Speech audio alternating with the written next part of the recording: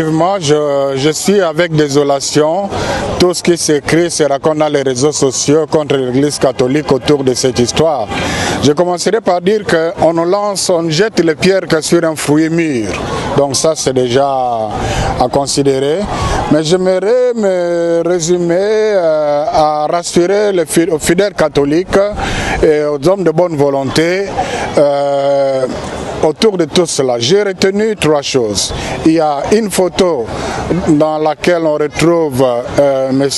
Christian Malanga entre Monseigneur Utembi, président de la SENCO, et Monseigneur Ambongo, alors vice-président de la SENCO.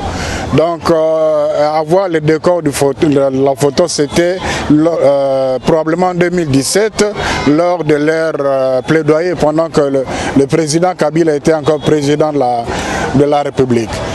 Et soyez rassurés, ni avant la photo, ni après la photo, personne de ces deux évêques n'a eu un contact personnel avec M. Christian Malanga. Deux, il y a des gens de mauvaise foi qui présentent le chargé d'affaires de l'Annonciature, Monseigneur Andri, qui avait accompagné son éminence le cardinal Ambongo auprès du chef de l'État, avec un des assaillants, un de peau blanche qui a été dans le groupe de ceux qui ont attaqué l'honorable Vital Kamerhe et le palais du Plèbe. Il s'agit de deux personnes différentes. D'ailleurs, au moment où s'est passé ces événements à Kinshasa, Monseigneur Andri, qui avait accompagné son éminence le cardinal chez le président, était avec moi à Kananga.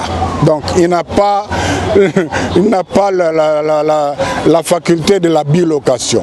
En troisième lieu, il y a une vidéo où on parle de Monseigneur Wakumba qui raconte ce que vous avez entendu là.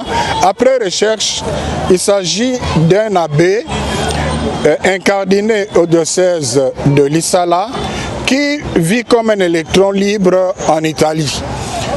Donc c'est quelqu'un qui combine les choses, qui n'honore pas l'Église catholique et quelqu'un dont le dossier est traité au niveau de la hiérarchie de l'Église à cause de son comportement.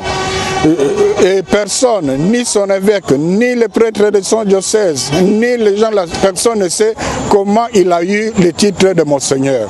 Dans l'église catholique, c'est pas comme dans d'autres églises où on se réveille le matin, on se donne le titre de bishop ou archibishop. Ça ne se passe pas comme ça. Donc là, ça ne va pas. Alors, il n'engage pas l'église catholique. Et d'ailleurs, un prêtre qui parle d'un état de Saint-Pierre et Paul, mais il a oublié toute sa théologie. Donc, cet ordre de Saint-Pierre et Paul, tout ce qui allait sur le net, ça ne se retrouve nulle part dans la liste des ordres de Saint-Siège. Donc, tout est fausseté, fausseté, fausseté. Ce sont des gens de mauvaise foi. Je ne sais pas pourquoi ils en veulent à l'église catholique. C'est pour ça que je dis on ne jette des pierres que sur un fruit mûr.